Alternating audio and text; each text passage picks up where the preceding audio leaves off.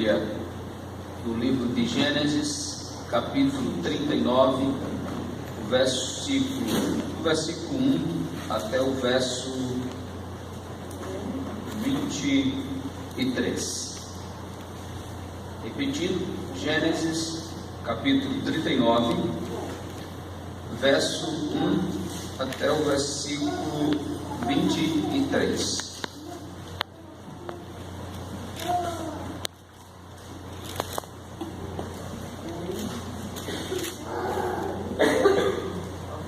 Eu estarei lendo e vocês acompanhem a leitura na Bíblia de vocês.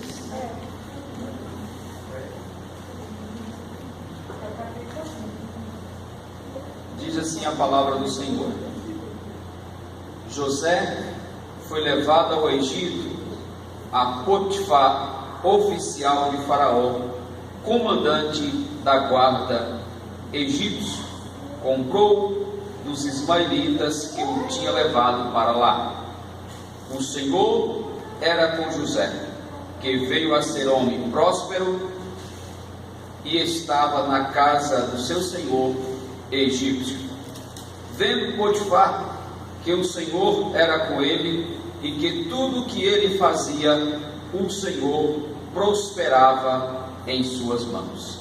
Lucrou José mercê perante ele, a quem servia, e ele pôs por mordomo de sua casa, e ele lhe passou às mãos tudo o que tinha.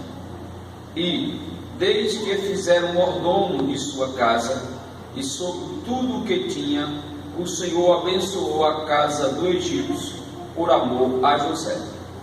A bênção do Senhor estava sobre tudo o que tinha, tanto em casa como no campo. Potifar, tudo o que tinha, confiou às mãos de José, de maneira que, tendo-o por mordomo, nada sabia, além do pão com que se alimentava. José era formoso, de porte e de boa aparência.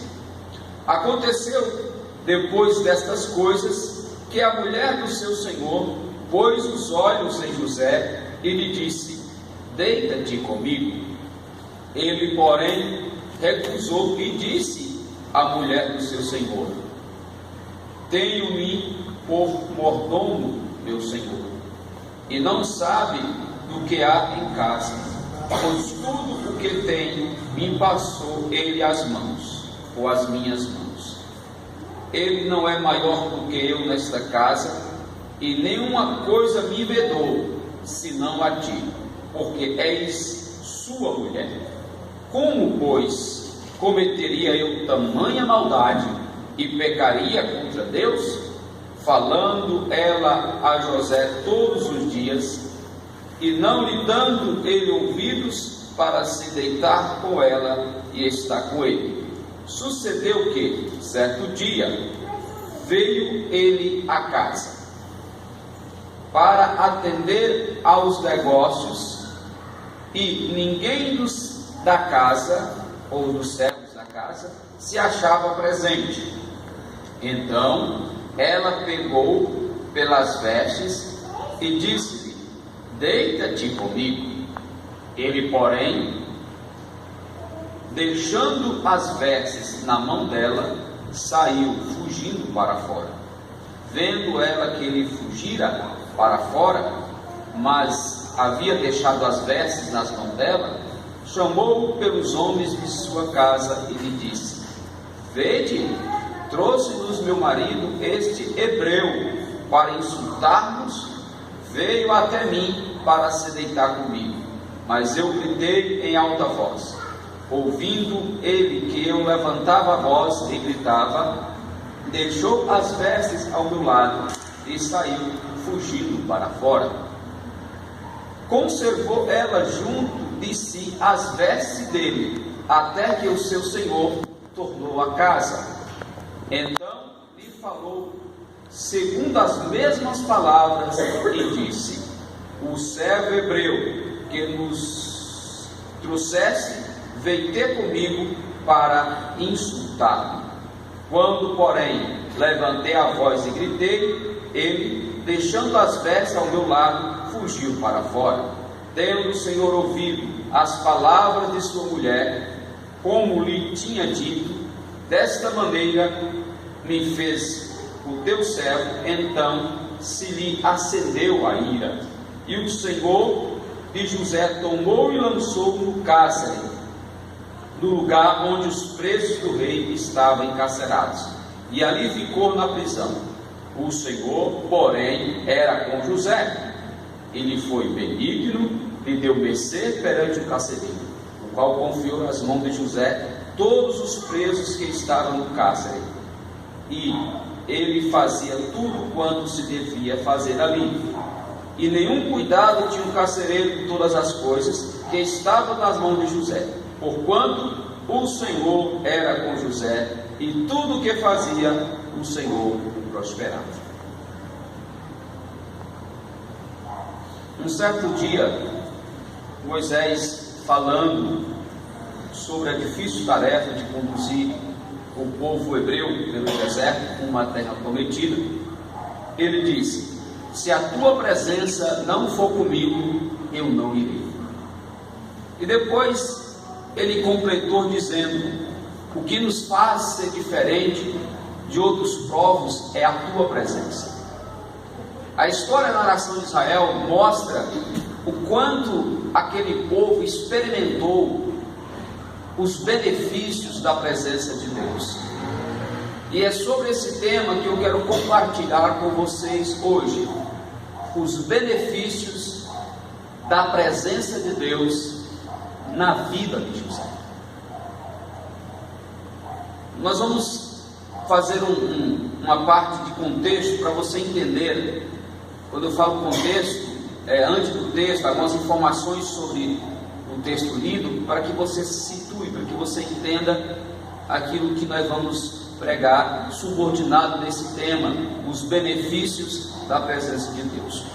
O propósito das narrativas, ou seja, das histórias dos patriarcas, é demonstrar como Deus supera os obstáculos para dar cumprimento à sua promessa.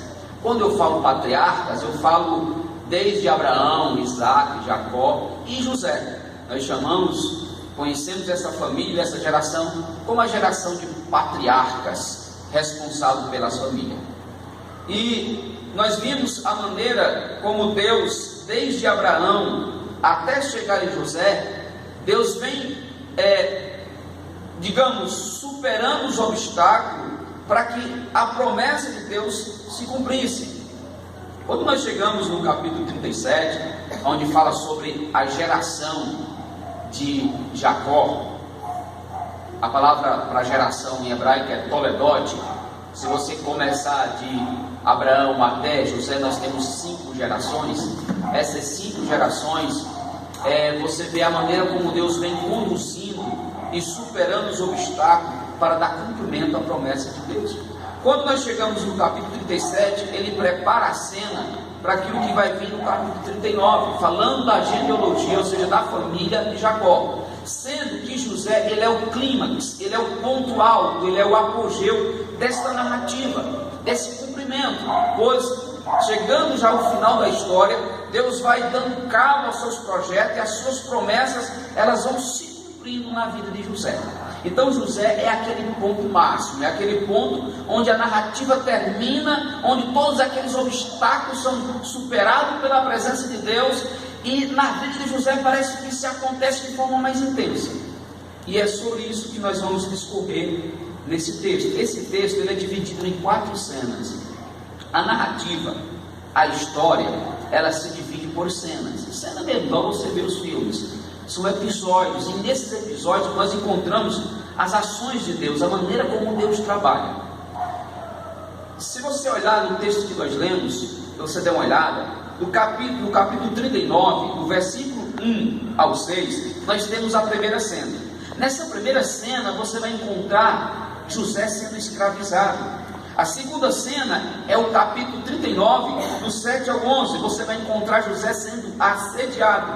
A terceira cena é o capítulo 39, do versículo 11 ao 21, José está sendo caluniado. E a última cena, a quarta cena, é José aprisionado, que é do versículo 21 ao 23.